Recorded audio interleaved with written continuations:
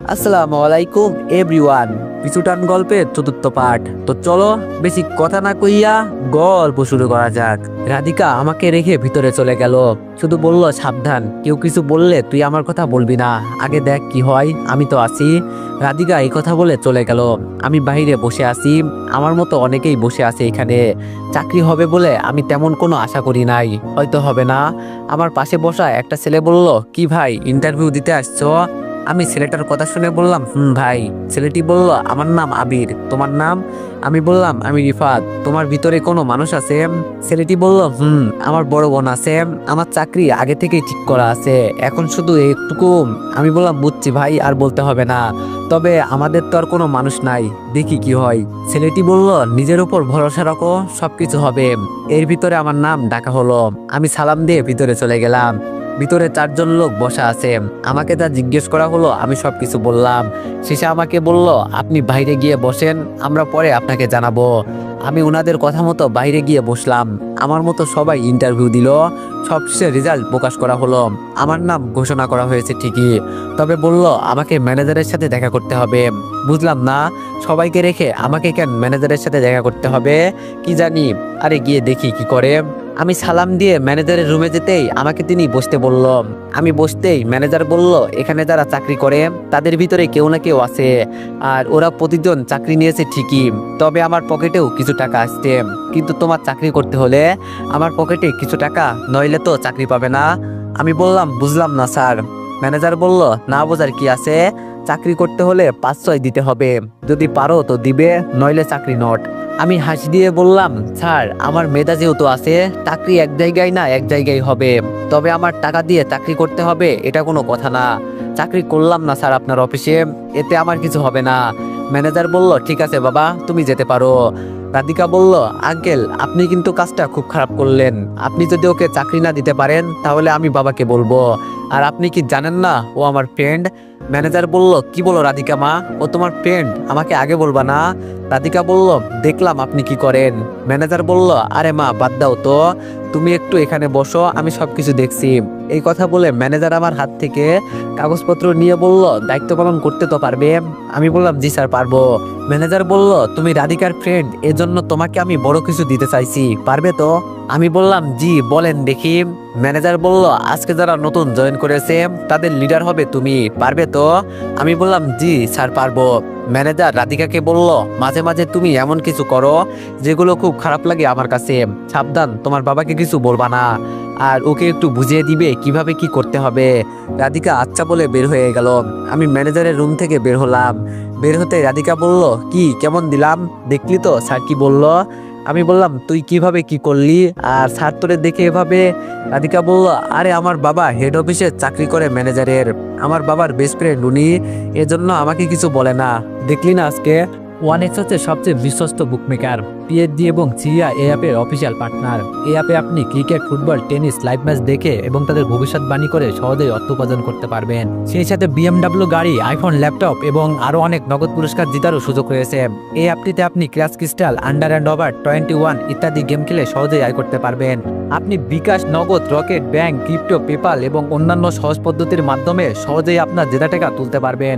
এখানে আপনি 24 ঘন্টা 7 দিন গ্রাহক সহায়তা পাবেন। তাই এখনই গুগলে ওয়ানেক্স সার্চ করে প্রথম ওয়েবসাইটে গিয়ে রেজিস্ট্রেশন করুন। আর হ্যাঁ, রেজিস্ট্রেশনের সময় আমার প্রোমো কোড VOTO7 ব্যবহার করে প্রথমবার ডিপোজিটে 20,000 টাকা পর্যন্ত পান। আমি বললাম, সবকিছু বুঝলাম, কিন্তু তুই তাহলে এখানে থাকিস কেন, তুই তোর বাবার সাথে? রাধিকা বলল, বুঝছি তুই কি বলতে চাস, তবে আমাদের বাসা যে এখানে, এজন্য আমি এখানে চাকরি করি। হঠাৎ করে আবির এসে আমার সাথে হাত মিলিয়ে বলল, আপনি তো মিয়া খুব ভালো খেলা দেখালেন, একেবারে আমাদের লিডার হয়ে গেলেন, কিভাবে কি? আমি হাসি দিয়ে বললাম, আমি কিছু জানি না, তবে হয়তো পরীক্ষা ভালো হয়েছে এজন্য। আবির বলল, আপনি মিয়া মিথ্যা কথা বলেন, আপনার না ভিতরে কেউ নেই, তাহলে উনি কে? আমি বললাম, আরে ও আমার ফ্রেন্ড, আজকে এই চাকরির পিছনে ওর। রাধিকা আমার মুখে হাত দিয়ে বলল, থাক, আর কিছু বলতে হবে না। রাধিকার কথা শুনে আবির বলল, ঠিক আছে তাহলে থাকেন, আমি গেলাম, আবার পরে দেখা হবে। এই কথা বলে আবির চলে গেল। আবির যেতেই রাধিকা বলল, ভালোই তো নতুন নতুন বন্ধু হচ্ছে। আমি বললাম, যেভাবে বললি মনে হচ্ছে আমি কোনো মেয়ের সাথে কথা বললাম। রাধিকা বলল, আচ্ছা হয়েছে, এখন বাসায় যা, তুই বিকালে দেখা হচ্ছে। আমি বললাম, আমি এখন বাসায় যাব, তুইও যাবি আমার সাথে? রাধিকা বলল, আমি যাব না, আমার অফিস আছে জানিস না। আমি বললাম না, আমি কিছু জানি না। কালকে থেকে আমার অফিস, তো আজকে সারাদিন আমি কি করব, এজন্য আজকে সারাদিন আমি তোর সাথে ঘুরবো, এটাই জানি, নইলে সময় যাবে না। রাধিকা বলল, দেখ আমার অনেক কাজ জমা পড়ে আছে, প্লিজ যা তুই, আমি আজকে যেতে পারবো না। আমি বললাম, বললেই হলো, তুই যাবি না মানে 100 বার যাবি, আমি বাইরে দাঁড়িয়ে আছি, তুই আয়। রাধিকা বলল, দেখ রিফাত, আমি বললাম আমি বাইরে আছি, তুই তাড়াতাড়ি আয়, নইলে কিন্তু তোর মাথা ফাটাবো, এই বলে দিলাম। এই কথা বলে আমি অফিসের বাইরে চলে গেলাম। আর একটু পরেই রাধিকা চলে আসলো। রাধিকাকে দেখে আমি হাসি দিয়ে বললাম, কি ম্যাডাম আসলেন কেন? রাধিকা রেগে বলল, চুপ, কথা বললে এখন কিন্তু মাইর খাবি, এই বলে দিলাম। থাক, এই মেয়ের এখন মাথা গরম, বেশি কথা বললে সত্যি সত্যি পরে মারা শুরু করবে। হঠাৎ রাধিকা কাকে যেন কল করে আসতে বলল। আমি বললাম, কিরে তুই কাকে আবার আসতে বললি? রাধিকা বলল, বান্ধবীদের আসতে বলছি, একা একা তো আর ভালো লাগবে না। আমি বললাম, না ওদের বলবি না, তোর বান্ধবীরা এসে আমার সাথে ঝগড়া করবে।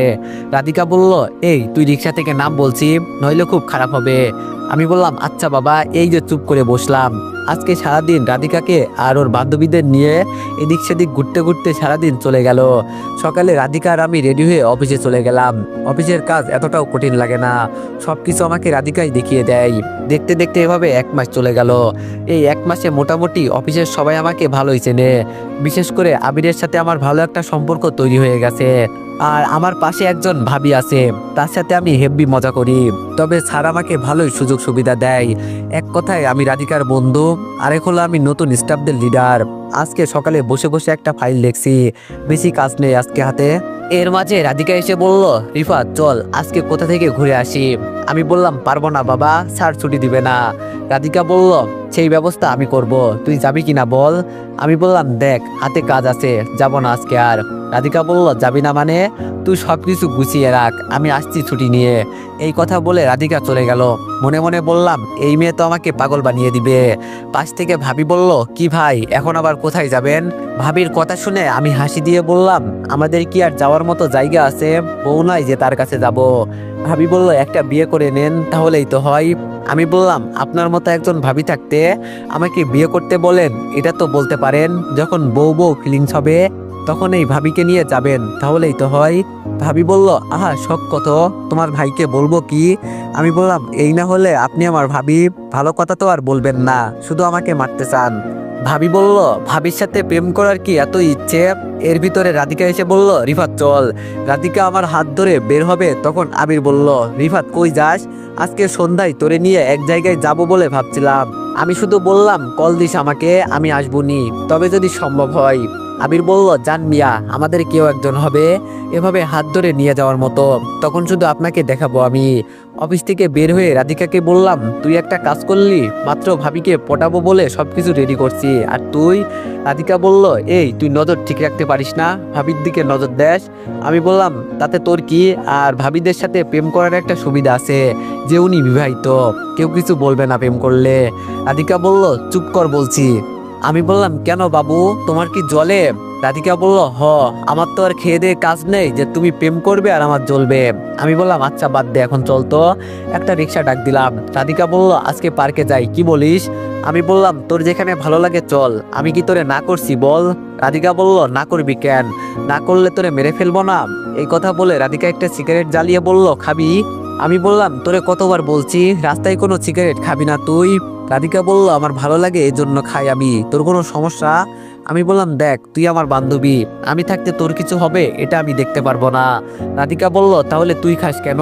আমি বললাম, আমি তো মাঝে মাঝে খাই, আর আমি ছেলে মানুষ, খেলেও কিছু হবে না। রাধিকা বলল, দেখ এত যুক্তি দেখাবি না কিন্তু। রাধিকার হাত থেকে সিগারেট নিয়ে নিচে ফেলে বললাম, আমার সামনে খাবি না, নইলে খবর আছে, এই বলে দিলাম। রাধিকাকে নিয়ে পার্কের ভিতরে চলে গেলাম। ভিতরে গিয়ে দাঁড়িয়ে ফুচকা খাচ্ছি, হঠাৎ নজর গেল একটা মেয়ের উপর। মেয়েটাকে আমার কেন যেন চেনা চেনা লাগছে, তবে সন্দেহের কারণে এই মেয়েটাকে যে দেখতে খুব ইচ্ছে হচ্ছে। মেয়েটাকে দেখতে সামনের দিকে হাঁটতে লাগলাম। পিছন থেকে রাধিকা বলল, এই আমাকে ফেলে কোথায় যাস, দাঁড়া বলছি। আমি আমার মতো সামনে যেতে লাগলাম, আর মেয়েটার সামনে গিয়ে আমি তো বোকা হয়ে গেলাম। এটা আমার গার্লফ্রেন্ড মাহি, যাকে আমি এতটা ভালোবাসতাম, যার জন্য একসময় আমি সবকিছু করতে রাজি ছিলাম। আর আজকে সে কিনা একটা ছেলের হাত ধরে বসে আছে। এটা দেখে তো আমার কলিজা ফেটে যাচ্ছে। ও কিভাবে আমার সাথে এমন করতে পারলো? দাঁড়ানো অবস্থায় আমার চোখ দিয়ে টপ টপ করে পানি পড়ছে। এতদিন পর কাছের মানুষটাকে দেখলাম, তাও আবার কোনো একটা ছেলের হাত ধরে আছে। হঠাৎ করে মাই উপরে তাকিয়ে দেখে যে আমি, আর ও তো আমাকে দেখে মাথা নিচু করে নিল। হয়তো আমাকে এখানে দেখতে চায় নাই, ও চায় না আমি আর ওর পিছনে ঘুরি। রাধিকা আমার কাছে এসে বলল, কি হলো রিফাত তোর? হঠাৎ করে এভাবে কান্না করিস কেন? আমি আর কিছু বললাম না, চোখের পানি মুছে পার্ক থেকে বের হতে লাগলাম। পার্ক থেকে বের হওয়ার আগে আরেকবার পিছনে তাকালাম, তাকিয়ে দেখি মাই এখনো ছেলেটার হাত ধরে আছে। এখানে থাকলে আমি আর সহ্য করতে পারবো না, এজন্য রিকশায় উঠে গেলাম। আমার পাশে রাধিকা বসে বলল, কি হয়েছে রিফাত তোর? আমি কিছু বললাম না, চুপচাপ বসে আছি। রাধিকা আবার বলল, এটা কি সেই মেয়ে যার কারণে তুই বাড়ি ছাড়া? আমি বললাম, এটাই আমার গার্লফ্রেন্ড ছিল। রাধিকা বলল, কিন্তু ও তো একটা ছেলের হাত। আমি বললাম, তোরে বলছি বলতে, আমার কি চোখ নাই যে আমি দেখি নাই? রাধিকা আমার হাত ধরে বলল, তার মানে এখনো ওর জন্য ভালোবাসা আছে তোর মনে? আমি বললাম, ভালোবাসা আছে না, এটাকে ভালোবাসা বলে না। ওদের মতো কিছু নষ্ট মেয়ের জন্য কষ্ট পাই আমরা, ওর জন্য এখন শুধু ঘৃণা জমানো আছে আমার মনে। আমি কি ওরে কম ভালোবাসতাম বল? রাধিকা আমার মাথায় হাত দিয়ে বলল, প্লিজ তুই কান্না করিস না, তুই না বললি ওরে তুই ঘৃণা করিস? আমি বললাম, কিভাবে ও আমার সাথে এটা করতে পারলো বল? আমি তো ওরে কিছুই করি নাই, শুধু একটু জড়িয়ে ধরছিলাম। রাধিকা বলল, আমি তোর সাথে আর কথা বলবো না, যদি ওই মেয়ের কথা আর একবার বলিস। আমি বললাম, দেখ মাহি। রাধিকা বলল, আমার নাম রাধিকা, মাহি না। বুঝেছি, তোর তো ওরে আবার লাগবে। চল ওই ছেলের কাছে আবার যাই, গিয়ে অনুরোধ করে বলি আমার বন্ধুর গার্লফ্রেন্ডও, তুমি প্লিজ ওকে ছেড়ে দাও, চল যাই। আমি বললাম, রাধিকা তুইও? রাধিকা বলল, চুপ কর, ওর কথা বলবি না। আমি বলছি না ওর কথা বলবি না, নইলে তোর মন খারাপ হবে। আমি বললাম, আচ্ছা ঠিক আছে বাবা, আর বলবো না। এরপরও তুই রাগ করিস না। রাধিকা বলল, সত্যি তো বলবি না? এমনকি চিন্তাও করবি না এই মেয়ের কথা? আমি বললাম, আচ্ছা বাবা ঠিক আছে। রাধিকা বলল, এখন শোন, একটা গোপন কথা বলি তোরে। আমি বললাম, বল শুনি। রাধিকা বলল, 1-2 দিনের ভিতরে আমাদের অফিসে নতুন বস আসবে, সাবধান থাকবি সব সময়। আমি বললাম, এখন আবার নতুন বস কেন? রাধিকা বলল, আমি কি জানি, আমাকে ম্যানেজার আঙ্কেল বলল, কাউকে বলি না এখন পর্যন্ত, শুধু তোরে বললাম। আমি বললাম, আচ্ছা বাবা ঠিক আছে। রাধিকা বলল, মন ভালো হয়েছে? আমি বললাম, কিছুটা। রাধিকা বলল, রিফাত এখন কিন্তু আমি বললাম, এই যে বাদ দিলাম এই মেয়ের কথা, যা। রাধিকা বলল, এই না হলে তুই আমার বন্ধু। রাধিকার সাথে কথা বলতে বলতে বাসায় চলে গেলাম। বাসায় গিয়ে ঘুমিয়ে গেলাম, ঘুম থেকে উঠে ছাদে চলে গেলাম। এমনি আজকে মনটা খুব খারাপ মায়ের কথা মনে হয়ে। ও কিভাবে পারলো আমাকে রেখে অন্য ছেলের সাথে ঘুরতে? আমাকে একদিন পর্যন্ত বলে নাই ওকে ঘুরতে নিয়ে যেতে। আর ও এই শহরে আসলো কিভাবে? ছাদে গিয়ে দাঁড়াতেই ফোনে একটা মেসেজ আসলো, আর মেসেজ অন করে দেখি এই মাসের বেতন এসেছে। এই মাসের বেতন দেখে আমি একটা মুচকি হাসি দিলাম। তাহলে এখন আমি নিজ পায়ে দাঁড়াতে পারছি। এখন যদি আমার বাবা মা আমার কাছে থাকতো, তাহলে কতটা না ওনারা খুশি হতেন। কিন্তু আজকে সাধারণ একটা মিথ্যা অপবাদে আমাকে আমার গ্রাম ছাড়তে হয়েছে। রাধিকা বলল, কিরে রিফাত, তুই একা একা এখানে কি করিস? রাধিকার কথা শুনে আমি কিছু বললাম না, চুপচাপ দাঁড়িয়ে আছি। রাধিকা আবার বলল, কিরে আমি কি বললাম? আজকে তো বেতন পেলি, কি খাওয়াবি? আমি বললাম, বেতন পেলেই কি মানুষ খুশি হয় বল? আমার কপাল খারাপ, আজকে আমার বাবা মা আমার কাছে নাই। রাধিকা বলল, ও এজন্য মন খারাপ? মন খারাপ করিস না, তুই তোর আম্মুর সাথে কথা বল। আমি বললাম, রাধিকা আমার সাথে এক জায়গায় যাবি? আমি আমার প্রথম বেতন বাবা মায়ের হাতে তুলে দিতে চাই। রাধিকা বলল, তাহলে এখন কি তুই তোর বাড়িতে যাবি? আমি বললাম, না, বাড়িতে তো আর যেতে পারবো না, ওখানে গেলে বাবা মা অপমানিত হবে, এজন্য যাব না, তবে আপুর কাছে যাব। রাধিকা বলল, এখন যাবি কি? আমি বললাম, চল না, আজকে তো আর কোনো কাজ নেই। রাধিকা বলল, ঠিক আছে যাব, তাহলে আমি রেডি হয়ে আসি, কি বলিস? আমি বললাম, আচ্ছা যা, তাড়াতাড়ি করিস কিন্তু। রাধিকা বলল, ওকে। রাধিকার পিছনে আমিও বের হয়ে রুমে গেলাম। কতদিন পর আপুকে দেখব, মনের ভিতরে আলাদা একটা আনন্দ কাজ করছে। বাসা থেকে বের হয়ে রাধিকাকে নিয়ে কিছুক্ষণের ভিতরে রওনা দিয়ে দিলাম। 1 ঘন্টা জার্নি করার পর আপুর মেসেজ সামনে চলে গেলাম। মেসেজ সামনে গিয়ে দারোয়ানকে আপুর নাম বলে বললাম, ওনাকে একটু বলবেন যে ওর ভাই এসেছে, আর আমার নাম রিফাত বললেই হবে। দারোয়ান আচ্ছা বলে ভিতরে চলে গেল। কিছুক্ষণ পর দারোয়ানের সাথে আপুও ভিতর থেকে বের হলো। আপু আমাকে দেখে জড়িয়ে ধরে কান্না করে দিল, আর বলতে শুরু করলো, ভাই তুই এতদিন কোথায় ছিলি? জানিস তোরে আমরা কত জায়গায় খুঁজেছি, কিন্তু কোথাও পাই নাই। আম্মু তোর জন্য প্রতিদিন কান্না করে। কেন আমাদের রেখে তুই দূরে গেলি? ওরা বলতে দেখে তুই চলে যাবি, আর আমার সাথে অন্তত যোগাযোগ করতি। আমি তো কোনো অপরাধ করি নাই, তুই স্যার আমার কি আছে বল? আমি কাকে ভাই বলে ডাকবো? কেন এমন করিস? তুই বুঝিস না কেন? আপুর চোখে পানি মুছে বললাম, কান্না করিস না, চল আমার সাথে। আপুকে নিয়ে একটা নিরিবিলি জায়গায় চলে গেলাম। আমি দোকান থেকে কিছু বাদাম এনে আপুকে আর রাধিকাকে দিলাম। বাদাম খেতে খেতে আপু বলল, তাহলে এই মেয়ে কে ভাই? রাধিকার দিকে তাকিয়ে বললাম, ওর কারণে আজকে তোর ভাই কিছু একটা করতে পেরেছে। আমি এখন চাকরি করি, আর এই নে আমার প্রথম মাসের বেতন, তুই আম্মুর হাতে দিয়ে দিস। আপু আমার কপালে চুমু দিয়ে বলল, সত্যি তুই চাকরি করিস? আমি বললাম, হ রে আপু, কেন তোর কি বিশ্বাস হয় না? আপু রাধিকাকে ধন্যবাদ দিয়ে বলল, আমাদের বাসায় যাবে এক সময় আমার ভাইকে নিয়ে, তোমার দাওয়াত রইলো। রাধিকা হাসি দিয়ে বলল, ঠিক আছে যাবো আপু। আপু এবার আমাকে বলল, চল না রিফাত, গ্রাম থেকে বেরিয়ে আসি। আমি বললাম, সময় নেই আপু হাতে, নতুন নতুন চাকরি হয়েছে, এর মাঝে আবার শুনেছি অফিসে নাকি নতুন বস আসবে। আপু বলল, বাবা আমার ভাই এখন এতই বিজি হয়ে গেছে। আমি বললাম, সব সময় কি মানুষ এক অবস্থায় থাকে বল? বাড়ি ছাড়া হয়ে ভালোই হয়েছে, নিজের পায়ে তো অন্তত দাঁড়াতে পেরেছি। আপু বলল, আজকে আমি যে কতটা খুশি হয়েছি বলার বাইরে। যখন হাতে টাকা থাকবে না, তখন তো আমি আমার ভাইয়ের কাছে চাইতে পারবো। এর থেকে খুশির খবর আর কি বা হতে পারে? আমি বললাম, তুই আমার একমাত্র বোন, তোর কিছু লাগবে আমি দিব না তো কে দিবে? আর আপু, বাবা মা কেমন আছে? আপু বলল, তারা মোটামুটি ভালোই আছে, তবে আম্মু মাঝে মাঝে তোর জন্য কান্না করে। আমি বললাম, খুব তাড়াতাড়ি ফিরে যাব আপু, চিন্তা করিস না। আপু বলল, বাবা আমার বিয়ের জন্য পাত্র দেখছে। আমি বললাম, তুই কি কাউকে পছন্দ করিস? আপু মাথা নিচু করে বলল, আছে একজন, কিন্তু আমি কি করব বল, বাবার মুখের ওপর কথা বলতে পারবো না। আমি বললাম, তুই সরাসরি বলবি আমি কাউকে পছন্দ করি, যদি বাবা না মানে তো পালিয়ে চলে যাবি। তুই তো নিজ চোখে দেখছোস বাবার কারণে আমার কি অবস্থা হয়েছে। আপু বলল, ভাই আমার তো ভয় করে। আমি বললাম, তুই আমার কাছে আসবি তাহলেই হবে, বাকিটা আমি দেখে নিব। আপুর সাথে অনেকক্ষণ কথা বলার শেষে বললাম, আপু আমাকে যেতে হবে এখন, এমনি অনেক সময় চলে গেছে। আপু বলল, তোর বাসার ঠিকানা দিয়ে যা, মাঝে মাঝে যাবনি। আমি বললাম, আমি তোরে কল দিবনি, কিন্তু বাসার ঠিকানা দিতে পারবো না, কিছু মনে করিস না লক্ষ্মী বোন আমার। গেলাম আমি।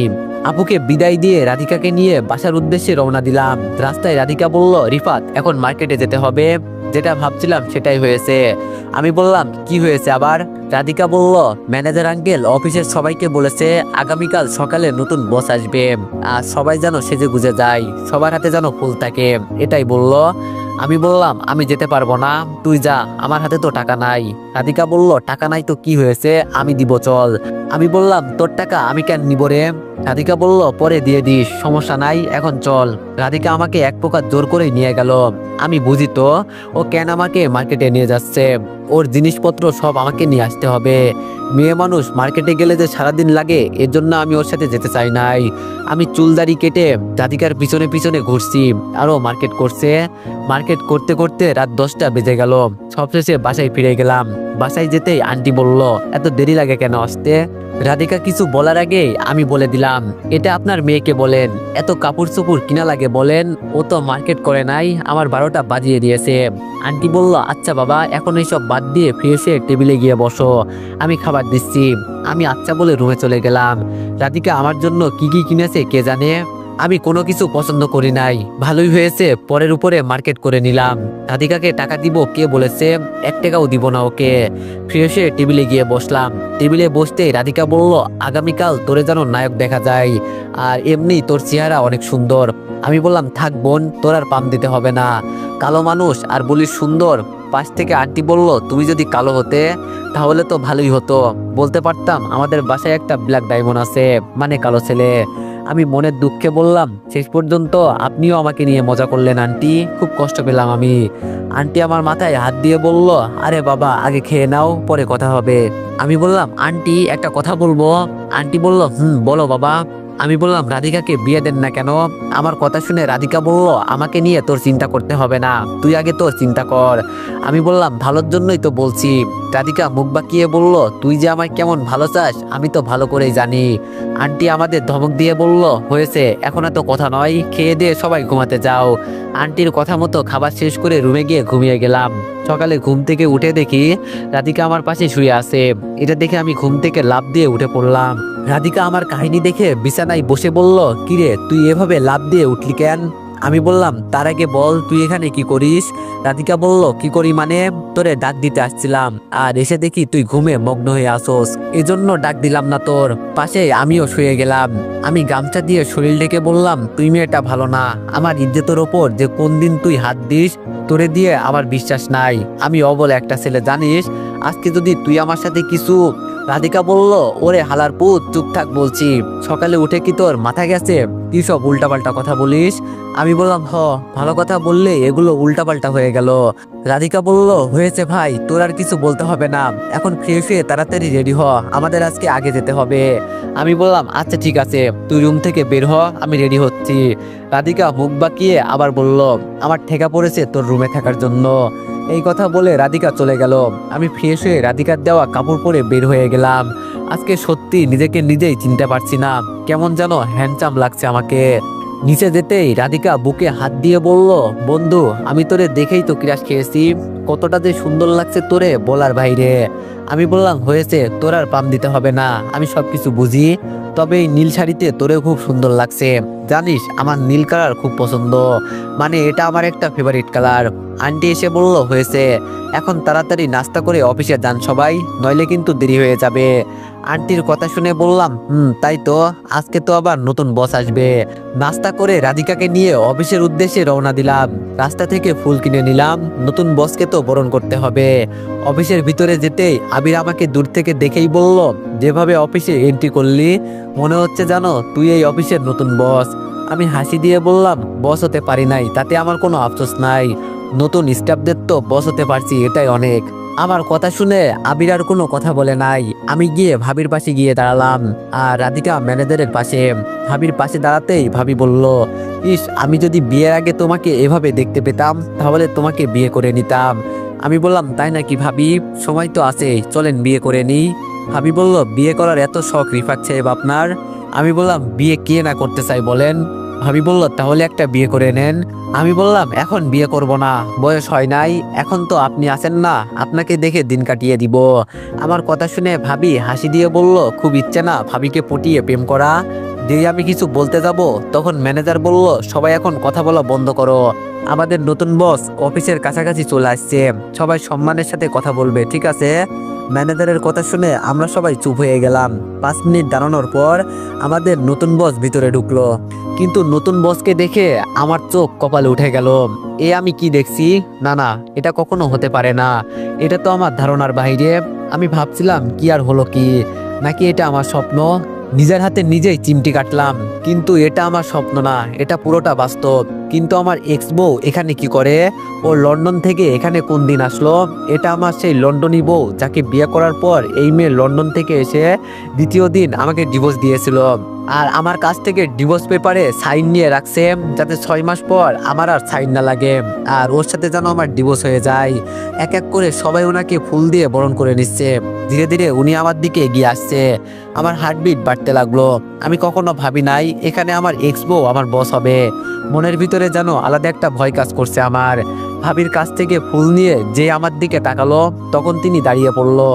আমি ফুলটা এগিয়ে দিলাম, আর তখনই তো এভরিওয়ান নেক্সট পার্টের জন্য সবাই একটু অপেক্ষা করো, আর সবাই একটু বেশি বেশি লাইক আর কমেন্ট করে দিও। ধন্যবাদ।